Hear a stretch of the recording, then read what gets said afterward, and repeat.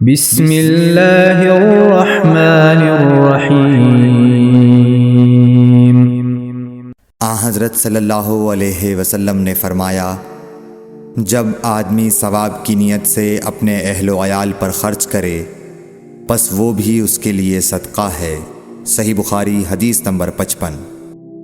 رسول کریم صلی اللہ علیہ وسلم عید الاضحیٰ یا عید الفطر میں عیدگاہ تشریف لے گئے۔ وہاں آپ عورتوں کے پاس سے گزرے اور فرمایا، اے عورتوں کی جماعت، صدقہ کرو کیونکہ میں نے جہنم میں زیادہ تم ہی کو دیکھا ہے۔ انہوں نے کہا، یا رسول اللہ صلی اللہ علیہ وسلم، ایسا کیوں؟ آپ نے فرمایا کہ تم لعن طعن بہت کرتی ہو اور شوہر کی ناشکری کرتی ہو، باوجود عقل اور دین میں ناقص ہونے کے میں نے تم سے زیادہ کسی کو بھی ایک عقل مند اور تجربہ کار آدمی کو دیوانہ بنا دینے والا نہیں دیکھا۔ عورتوں نے عرض کی کہ ہمارے دین اور ہماری عقل میں نقصان کیا ہے یا رسول اللہ؟ آپ نے فرمایا، کیا عورت کی گواہی مرد کی گواہی سے نصف نہیں ہے؟ انہوں نے کہا، جی ہے۔ آپ نے فرمایا، بس یہی اس کی عقل کا نقصان ہے۔ پھر آپ نے پوچھا، کیا ایسا نہیں ہے کہ جب عورت حائضہ ہو تو نہ نماز پڑھ سکتی ہے نہ روزہ رکھ سکتی ہے؟ عورتوں نے کہا، ایسا ہی ہے۔ آپ نے فرمایا کہ یہی اس کے دین کا نقصان ہے۔ صحیح بخاری حدیث نمبر 304۔ حضرت عائشہ رضی اللہ تعالی عنہا نے فرمایا، ہم ذی الحجہ کا چاند دیکھتے ہی نکلے۔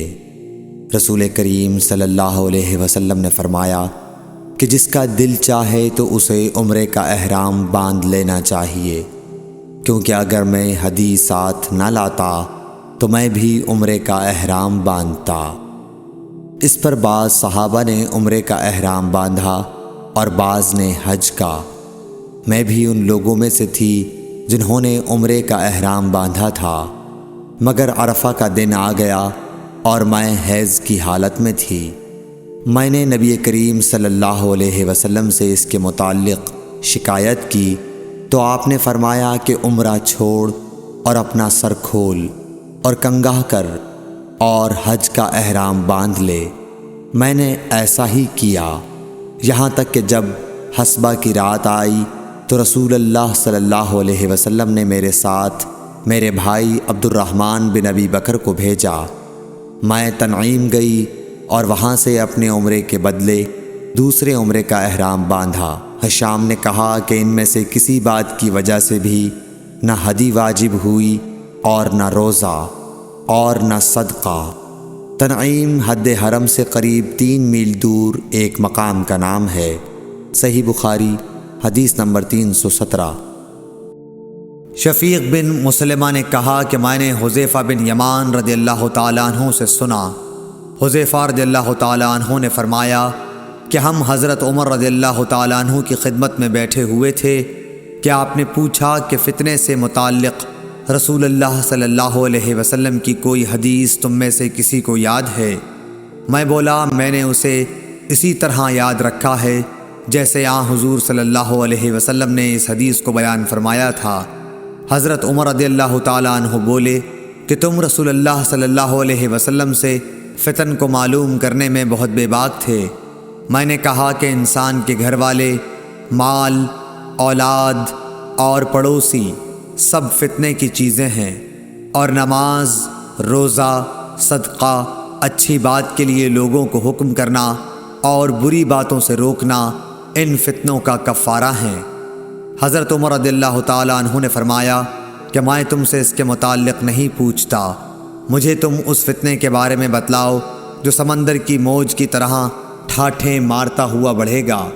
اس پر میں نے کہا کہ یا امیر المومنین، آپ اس سے خوف نہ کھائیے، آپ کے اور فتنے کے درمیان ایک بند دروازہ ہے۔ پوچھا گیا، وہ دروازہ توڑ دیا جائے گا یا صرف کھولا جائے گا؟ میں نے کہا کہ توڑ دیا جائے گا۔ حضرت عمر رضی اللہ تعالیٰ عنہ بول اٹھے کہ پھر تو وہ کبھی بند نہیں ہو سکے گا۔ شفیق نے کہا کہ ہم نے حذیفہ سے پوچھا، کیا حضرت عمر رضی اللہ تعالیٰ عنہ اس دروازے کے متعلق کچھ علم رکھتے تھے؟ تو انہوں نے کہا، ہاں، بالکل اسی طرح جیسے دن کے بعد رات کے آنے کا۔ میں نے تم سے ایک ایسی حدیث بیان کی ہے جو قطعاً غلط نہیں ہے۔ ہمیں اس کے متعلق حذیفہ رضی اللہ تعالی عنہ سے پوچھنے میں ڈر ہوتا تھا کہ دروازے سے کیا مراد ہے، اس لیے ہم نے مسروق سے کہا کہ وہ پوچھیں۔ انہوں نے دریافت کیا تو آپ نے بتایا کہ وہ دروازہ خود حضرت عمر رضی اللہ تعالی عنہ ہی تھے۔ صحیح بخاری حدیث نمبر 525۔ حفص بن عاصم نے ابو ہریرہ رضی اللہ تعالی عنہ سے روایت کیا ہے، انہوں نے نبی کریم صلی اللہ علیہ وسلم سے کہ آپ نے فرمایا کہ 7 طرح کے آدمی ہوں گے جن کو خدا اس دن اپنے سائے میں جگہ دے گا جس دن اس کے سائے کے سوا اور کوئی سایہ نہ ہوگا۔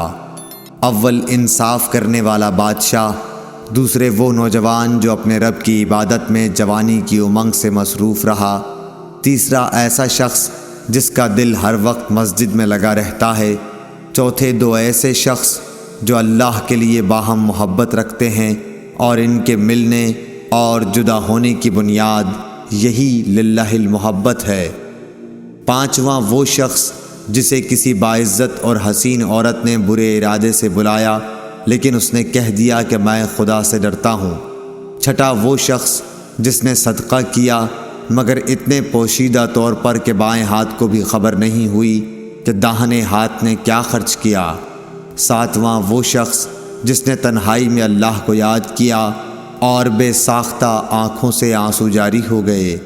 صحیح بخاری حدیث نمبر 660۔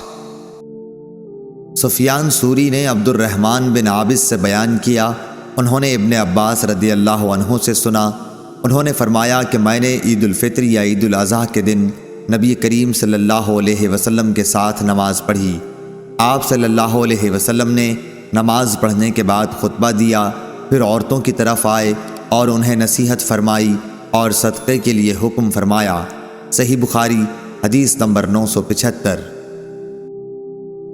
یحییٰ بن سعید قطان نے سفیان ثوری سے بیان کیا، کہا کہ مجھ سے عبد الرحمن بن عابس نے بیان کیا، کہا کہ میں نے ابن عباس رضی اللہ عنہ سے سنا، ان سے دریافت کیا گیا تھا کہ کیا آپ نبی کریم صلی اللہ علیہ وسلم کے ساتھ عیدگاہ گئے تھے؟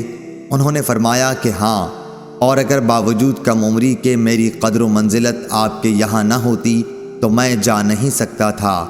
آپ اس نشان پر آئے جو کثیر بن سلط کے گھر کے قریب ہے، آپ نے وہاں نماز پڑھائی، پھر خطبہ سنایا، اس کے بعد عورتوں کی طرف آئے، آپ کے ساتھ بلال رضی اللہ عنہ بھی تھے۔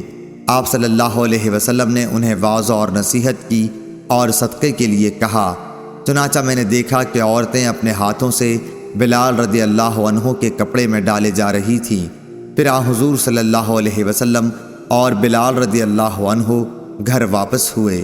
صحیح بخاری حدیث نمبر 977۔ عطا نے خبر دی کہ جابر بن عبداللہ رضی اللہ عنہ کو میں نے یہ کہتے سنا کہ نبی کریم صلی اللہ علیہ وسلم نے عید الفطر کی نماز پڑھی، پہلے آپ نے نماز پڑھی، اس کے بعد خطبہ دیا، جب آپ خطبے سے فارغ ہو گئے تو اترے اور عورتوں کی طرف آئے، پھر انہیں نصیحت فرمائی۔ آپ صلی اللہ علیہ وسلم اس وقت بلال رضی اللہ عنہ کے ہاتھ کا سہارا لیے ہوئے تھے۔ بلال رضی اللہ عنہ نے اپنا کپڑا پھیلا رکھا تھا جس میں عورتیں صدقہ ڈال رہی تھیں۔ میں نے عطا سے پوچھا، کیا یہ صدقہ فطر دے رہی تھیں؟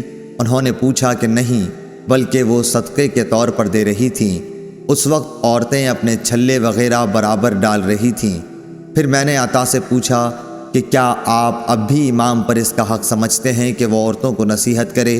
انہوں نے فرمایا ہاں، ان پر یہ حق ہے، اور کیا وجہ ہے کہ وہ ایسا نہیں کرتے؟ صحیح بخاری حدیث نمبر 978۔ عروہ بن زبیر رضی اللہ عنہ نے بیان کیا، ان سے ام المومنین حضرت عائشہ صدیقہ رضی اللہ عنہا نے کہ رسول اللہ صلی اللہ علیہ وسلم کے زمانے میں سورج گرہن ہوا تو آپ نے لوگوں کو نماز پڑھائی۔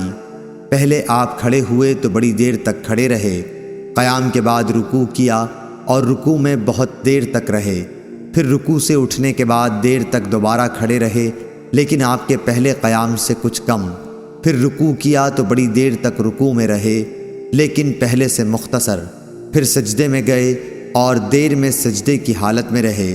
دوسری رکعت میں بھی آپ صلی اللہ علیہ وسلم نے اسی طرح کیا، جب آپ صلی اللہ علیہ وسلم فارغ ہوئے تو گرہن کھل چکا تھا۔ اس کے بعد آپ صلی اللہ علیہ وسلم نے خطبہ دیا۔ اللہ تعالیٰ کی حمد و ثنا کے بعد فرمایا کہ سورج اور چاند دونوں اللہ کی نشانیاں ہیں اور کسی کی موت و حیات سے ان میں گرہن نہیں لگتا۔ جب تم گرہن لگا ہوا دیکھو تو اللہ سے دعا کرو، تکبیر کہو اور نماز پڑھو اور صدقہ کرو۔ پھر آپ نے فرمایا، اے محمد صلی اللہ علیہ وسلم کی امت کے لوگوں، دیکھو اس بات پر اللہ تعالیٰ سے زیادہ غیرت اور کسی کو نہیں آتی کہ اس کا کوئی بندہ یا بندی زنا کرے۔ اے امت محمد صلی اللہ علیہ وسلم، واللہ جو کچھ میں جانتا ہوں اگر تمہیں بھی معلوم ہو جائے تو تم ہنستے کم اور روتے زیادہ۔ صحیح بخاری حدیث نمبر 1044۔ یحییٰ بن عبداللہ بن صیفی نے بیان کیا، ان سے ابو معبد نے اور ان سے حضرت عبداللہ بن عباس رضی اللہ عنہ نے بیان کیا کہ نبی کریم صلی اللہ علیہ وسلم نے جب معاذ رضی اللہ عنہ کو یمن کا حاکم بنا کر بھیجا تو فرمایا کہ تم انہیں اس کلمے کی گواہی کی دعوت دینا کہ اللہ کے سوا کوئی معبود نہیں اور یہ کہ میں اللہ کا رسول ہوں۔ اگر وہ لوگ یہ بات مان لیں تو پھر انہیں بتانا کہ اللہ تعالیٰ نے ان پر روزانہ 5 وقت کی نمازیں فرض کی ہیں۔ اگر وہ لوگ یہ بات بھی مان لیں تو پھر انہیں بتانا کہ اللہ تعالیٰ نے ان کے مال پر کچھ صدقہ فرض کیا ہے جو ان کے مالدار لوگوں سے لے کر انہی کے محتاجوں میں لوٹا دیا جائے گا۔ صحیح بخاری حدیث نمبر 1395۔ عبد الرحمن بن عبداللہ بن دینار نے بیان کیا، ان سے ان کے والد نے، ان سے ابو صالح نے اور ان سے ابو ہریرہ رضی اللہ عنہ نے کہ رسول اللہ صلی اللہ علیہ وسلم نے فرمایا، جو شخص حلال کمائی سے ایک کھجور کے برابر صدقہ کرے اور اللہ تعالیٰ صرف حلال کمائی کے صدقے کو قبول کرتا ہے تو اللہ تعالیٰ اسے اپنے داہنے ہاتھ سے قبول کرتا ہے، پھر صدقہ کرنے والے کے فائدے کے لیے اس میں زیادتی کرتا ہے، بالکل اسی طرح جیسے کوئی اپنے جانور کے بچے کو کھلا پلا کر بڑھاتا ہے تاکہ اس کا صدقہ پہاڑ کے برابر ہو جاتا ہے۔ عبد الرحمن کے ساتھ اس روایت کے مطابق سلیمان نے عبداللہ بن دینار کی روایت سے کی ہے اور ورقہ نے ابن دینار سے کہا، ان سے سعید بن یسار نے، ان سے ابو ہریرہ رضی اللہ عنہ نے اور ان سے نبی کریم صلی اللہ علیہ وسلم نے، اور اس کی روایت مسلم بن ابی مریم، زید بن اسلم اور سہیل نے ابو صالح سے کی، ان سے ابو ہریرہ نے اور ان سے نبی کریم صلی اللہ علیہ وسلم نے۔ صحیح بخاری حدیث نمبر 1410۔ سعید بن خالد نے بیان کیا، انہوں نے کہا کہ میں نے حارثہ بن وہب رضی اللہ عنہ سے سنا، انہوں نے فرمایا کہ میں نے نبی کریم صلی اللہ علیہ وسلم سے سنا تھا کہ صدقہ کرو، ایک ایسا زمانہ بھی تم پر آنے والا ہے جب ایک شخص اپنے مال کا صدقہ لے کر نکلے گا اور کوئی اسے قبول کرنے والا نہیں پائے گا۔ صحیح بخاری حدیث نمبر 1411۔ محل بن خلیفہ تائی نے بیان کیا، کہا کہ میں نے عدی بن حاتم تائی رضی اللہ عنہ سے سنا، انہوں نے کہا کہ میں نبی کریم صلی اللہ علیہ وسلم کی خدمت میں موجود تھا کہ 2 شخص آئے، ایک فقر و فاقہ کی شکایت لیے ہوئے تھا اور دوسرے کو راستوں کے غیر محفوظ ہونے کی شکایت تھی۔ اس پر رسول اللہ صلی اللہ علیہ وسلم نے فرمایا کہ جہاں تک راستوں کے غیر محفوظ ہونے کا تعلق ہے تو بہت جلد ایسا زمانہ آنے والا ہے کہ جب ایک قافلہ مکہ سے کسی محافظ کے بغیر نکلے گا اور اسے راستے میں کوئی خطرہ نہ ہوگا، اور رہا فقر و فاقہ تو قیامت اس وقت تک نہیں آئے گی جب تک مال و دولت کی کثرت کی وجہ سے یہ حال نہ ہو جائے کہ ایک شخص اپنا صدقہ لے کر تلاش کرے گا لیکن کوئی اسے لینے والا نہ ملے گا۔ پھر اللہ تعالیٰ کے سامنے ایک شخص اس طرح کھڑا ہوگا کہ اس کے اور اللہ تعالیٰ کے درمیان کوئی پردہ نہ ہوگا اور نہ ترجمانی کے لیے کوئی ترجمان ہوگا۔ پھر اللہ تعالیٰ اس سے پوچھے گا کہ کیا میں نے تجھے دنیا میں مال نہیں دیا تھا؟ وہ کہے گا کہ ہاں دیا تھا۔ پھر اللہ تعالیٰ پوچھے گا کہ کیا میں نے تیرے پاس پیغمبر نہیں بھیجا تھا؟ وہ کہے گا کہ ہاں بھیجا تھا۔ پھر وہ شخص اپنے دائیں طرف دیکھے گا تو آگ کے سوا اور کچھ نظر نہیں آئے گا، پھر بائیں طرف دیکھے گا اور ادھر بھی آگ ہی آگ ہوگی۔ بس تمہیں جہنم سے ڈرنا چاہیے، خواہ ایک کھجور کے ٹکڑے ہی کا صدقہ کر کے اس سے اپنا بچاؤ کر سکو۔